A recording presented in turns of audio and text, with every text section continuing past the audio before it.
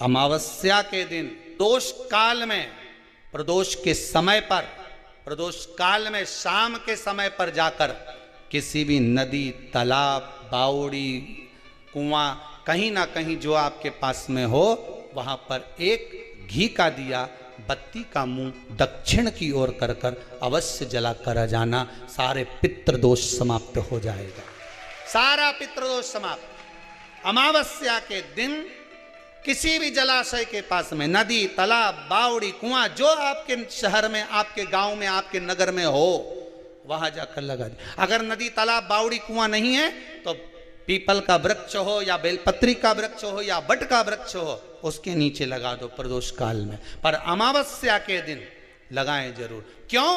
क्योंकि अमावस्या के दिन पितृ शाम के समय प्रदोष काल में शंकर भगवान का नाम जाप कर कर नदी, तालाब, बावड़ी पर पानी पीने जाते हैं। वहां से जल का आचमन कर कर पितृ अपने लोक को चले जाते हैं प्रदोष काल के समय पर। इसलिए प्रदोष काल में जलाशय के पास में, बावड़ी, कुआं, नदी, तालाब के किनारे पर दिया लगाया जाता है दक्षिण की ओर मुख कर कर बत्ती का। तो पितृ आशीर्वाद देते हुए जाते हैं कि फलो फूलो, आगे बढ़ो, उन्नति करो, तरक्की करो। ये पितरों का आशीर्वाद रहता है, पितरों का वर रहता है। आप देंगे नहीं। अमावस्या के दिन सारे पितृदोष समाप्त हो जाएगा, सारा पितृदोष समाप्त। जिनके यहाँ पितृदोष होता है, काल सर्प दोष होता है, वास्तु दोष होता है, उनको ज्यादा कुछ नहीं करना होना। महाराज एक बेल का फल लीजिए। क्या लेना है? बेल का फल, बेलपत्री का जो फल होता है उसको ले लो। उसके अंदर का जो गुर्दा होता है, अंदर का जो भाग होता है, उसको निकाल लीजिए और उस बेल के फल में आटा सेक कर उसमें शक्कर मिलाकर उसको उसके अंदर भर लीजिए।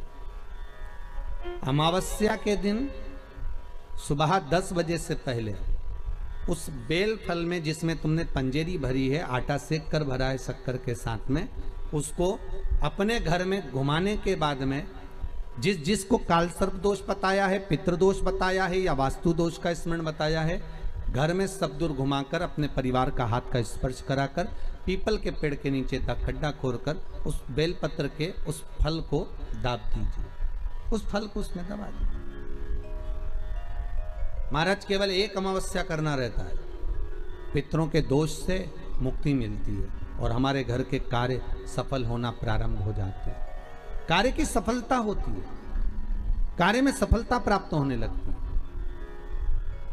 हम तो कई बार कहते हैं महाराज जी, अगर ऐसा लगे किसी औषधि को आप ले रहे हैं, मालूम पड़े कि औषधि आपको लग नहीं रही है, शिव महापुराण की कथा कर रही है, मान लो औषधि आपको नहीं लग रही, आपने औषधि बहुत दिनों से ले रहे हो, कोई दवाई, मान लो आप किसी भी दवाई को ग्रहण कर रहे हैं और वो औषधि लगी नहीं रही है, वो शरीर को लगी नहीं पा रही और आप ठीक ही नहीं हो पा रहे, 15 दिन हो गए, 8 दिन हो गए, बताओ, उतना की उतना ही कैटरीना है, उतना ही उतना अपना भरा हुआ, वही की वही लीवर, वही की वही किडनी, वही की वही स्मरण, सभी कुछ वही वही है,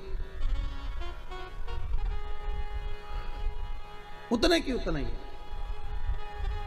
बीपी भी ऊंचा नीचा चल रहा है पर लेवल में नहीं आ रहा, शुगर भी लेवल में नहीं आ रही। तो प्रयास करा करो महाराज, बेलपत्री के फल का जो गुर्दा है, अंदर का जो भाग है फल का, उसको पानी में गला लीजिए और प्रदोष की प्रदोष, कम से कम प्रदोष नहीं हो और बीमारी जरा दवाई लगी नहीं रही हो तो बिना प्रदोष के भी कर सकते हो, उसको पानी में गलाइए।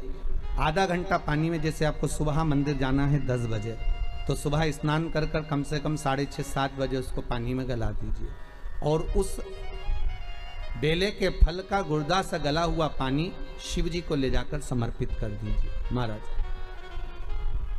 उस पानी में से थोड़ा सा 1 चम्मच पानी शिव जी पे चढ़ा हुआ लेकर आ जाइए। उस पानी को जो बीमार व्यक्ति है उसको औषधि देने से पहले मात्र आधी चम्मच से भी आधा चम्मच उसको दे दीजिए। भगवान शंकर का श्री शिवाय नमस्तुभ्यम का जाप कर कर उस पानी को देने के बाद अगर आप औषधि देंगे तो ये पक्का है कि औषधि अपना कार्य करना प्रारंभ कर देगी और वो स्वस्थ होना प्रारंभ हो जाएगी। वो स्वस्थ हो औषधि के